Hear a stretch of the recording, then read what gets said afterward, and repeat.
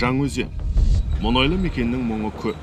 Бірақ жергілікті халық тұрақты жұмыс әрі жақсы жалақы болғандықтан өзге өңірге көшкісі жоқ.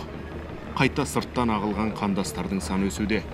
Сондықтан болар 2015 жылдары жас отбасылардың бірі Сирияға кетіп қалды деген хабар тарағанда жұрт есеңгіреген еді. Өкінемін сол промежуток өміріме, білімсіздігіме, өзім аман, балаларым аман. Өкініш қалады все равно.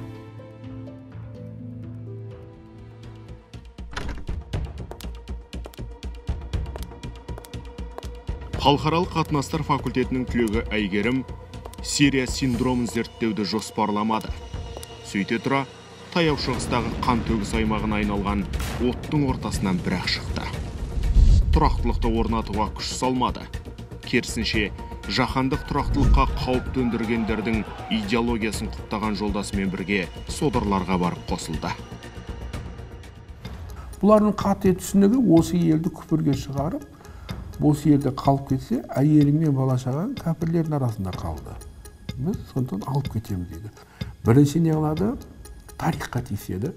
Біздің ата-бабамыз мұсылман болмаған, 90 жылы ғана мұсылман болды. Екінші дәстүр, келіне сәлем бергені бұл шірік, қолға су құю шірік, қате, күпір. Үшінші енді ата-бабасын, әке-шешең намаз оқи ма? Оқымайды.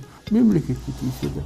Қажылыққа барып жатыр, жаңағы самолеттер ұшып жатыр, пенсия беріліп жатыр, балдарға жәрдем беріліп жатыр. Жақсылықты көрмейді, тек қана минустарын айтады.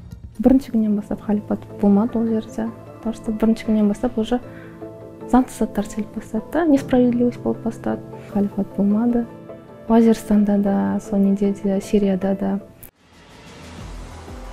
Талайлар армандаған халифат нағыз азап аймағы, надандықтың ордасы болып шықты.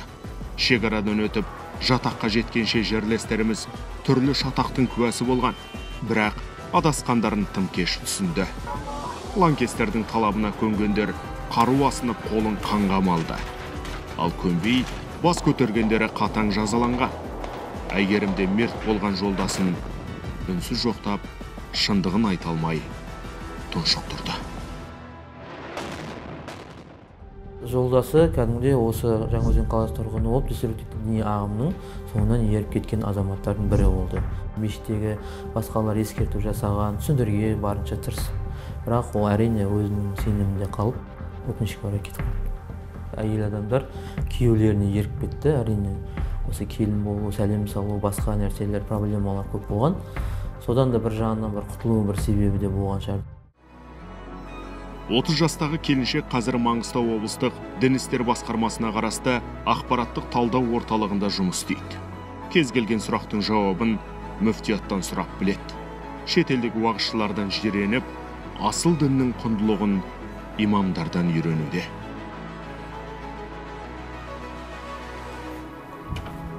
Мына менің жұмыс орным.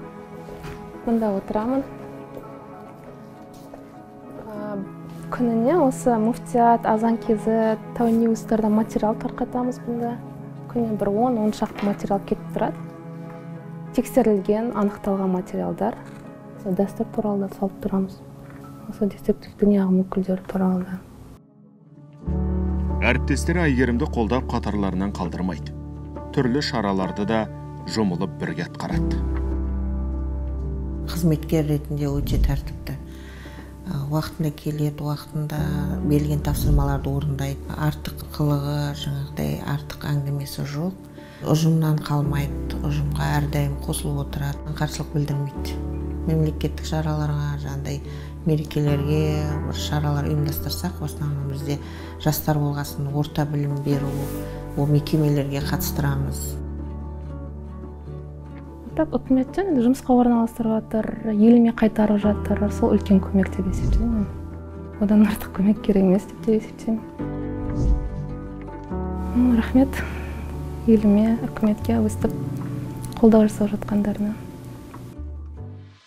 Жусан операциясы аясында 2020 жылдың басында елге қайтарылған әйелдер 100% оңалтылды.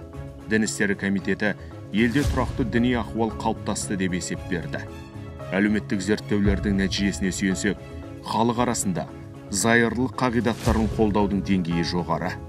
Демек, халық революциялық емес, эволюциялық дамуды таңдайды.